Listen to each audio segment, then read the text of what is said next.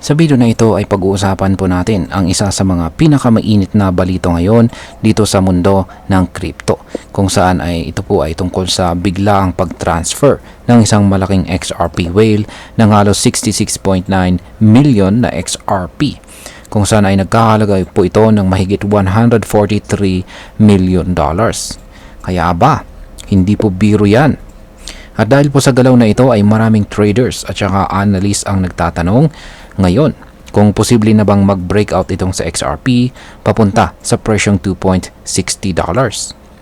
Kaya pag-uusapan po natin kung ano po ang ibig sabihin ng whale activity na ito, anong sinasabi ng mga technical indicators, paano po tumataas ang on-chain engagement, at ano po ang epekto ng mga liquidation levels sa price action nitong si XRP.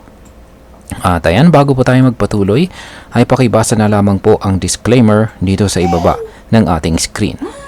Ayan, ano nga bang nangyari at bakit ito mahalaga sa crypto market? Ayan, unahin po muna natin ang pangunahing balita kung saan ay tungkol dito sa isang XRP whale.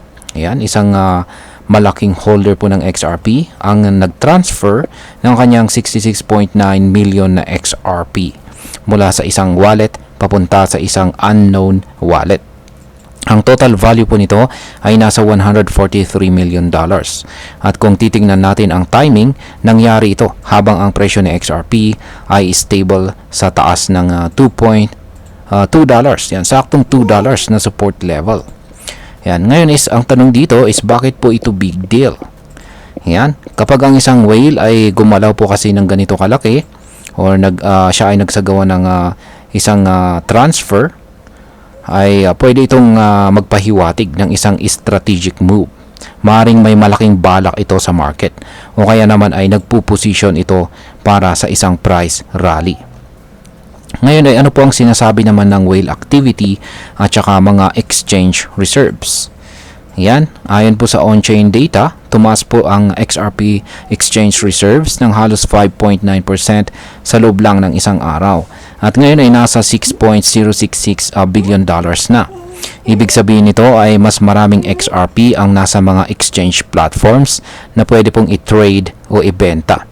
Pero teka lang, hindi ibig sabihin nito na automatic na ibebenta agad nila ang kanilang XRP. Sa maraming pagkakataon, ginagawa ito ng mga whale para maghanda sa mga posibleng market movements. Maring naghihintay po sila ng tamang timing para i-push ang presyo pataas o para i-liquidate ang mga shorts sa market. Ngayon ay may posibilidad bang mag-breakout si XRP base sa technical analysis? Ngayon ay tingnan naman natin ang chart. Base po sa technical indicators, ay nakikita natin na meron pong tatlong beses na nag-rebound si XRP sa support level na $2 mula pa noong buwan ng March. Ibig pong sabihin ay nabubuo ang tinatawag na higher low na isa sa mga sinyales ng bullish momentum. Kapag nabasag po ng buyers ang $2.61 na resistance level, possible po na magtuloy-tuloy ito paakyat hanggang sa $3.39 na price region. Kung mangyari po yan ay maraming momentum traders ang papasok at mas lalaki pa ang chance ni XRP na sumipa ang kanyang presyo.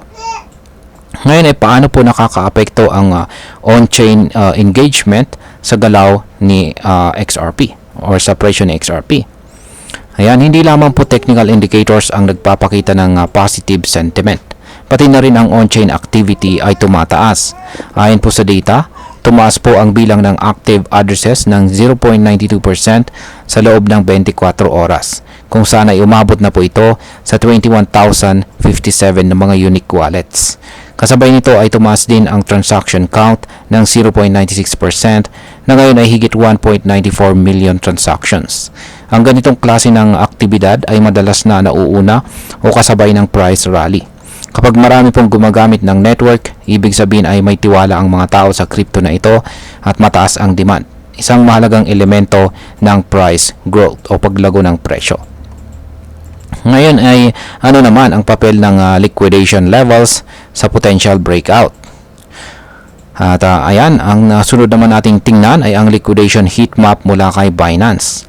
makikita natin na may malalaking liquidation clusters sa pagitan po ng presyong $2.15 at saka $2.25. Ito po ang mga presyo kung saan maraming traders ang naglagay ng kanilang short positions. Ibig sabihin ay kapag nabasag po ang level na ito, maraming posibleng ma-liquidate. At kapag nangyari yan, maaari po magkaroon ng domino effect na magtutulak ng presyo paakyat. Kung magtutuloy-tuloy ang momentum at mabasag ang mga resistance na ito, posibleng maabot po ni XRP ang target na $2.60 o baka lampas pa. Ngayon, pag-usapan naman po natin ang maaaring maging epekto nito para sa atin bilang mga Pinoy crypto traders at investors ni XRP. Ayan, para sa atin ay mahalagang maging updated po tayo at alerto sa mga ganitong galaw. Kung meron ka pong XRP holdings ngayon, magandang balita ito dahil nagpapakita po ng posibleng bullish trend sa short term. Pero tandaan, kahit marami pong positive signals, hindi pa rin 100% guaranteed ang breakout. Kailangan pa rin ng proper risk management at huwag pong basta-basta pumasok sa hype. Para naman sa mga naghahanap ng entry point, bantayan po natin ang $2 na support at ang potential breakout sa $2.60 na price level. Kung ma-confirm po ang breakout na may mataas na volume, maaaring ito na ang pagkakataon para sumakay sa rally. Pero huwag pa rin nating kalimutan na maglagay ng stop loss strategies para sa mga nag-futures trading or derivatives. Ayan. Bilang panghuli ay ang masasabi ko naman po rito ay ang whale transfer na ito ay isa pong strategic move. Hindi po basta-bastang transfer lang. Base po sa sabay-sabay na pagtaas ng technical, on-chain at saka market indicators, posibleng may pinaplano ang mga malalaking players sa likod na XRP. Ang presensya po ng whale, ang formation ng bullish pattern at ang rising engagement ay hindi po natin dapat baliwalain. Pero sa kabilang banda, kailangan nating maging maingat dahil kahit malakas po ang momentum, pwede pa rin itong mabali kung may bigla ang pagbabago sa market sentiment o global economic factors. At ayan, hanggang dito na lamang po tayo sa video na ito mga ka-crypto. Marami pong salamat sa panonood. Ingat po tayo lagi at God bless po sa ating lahat.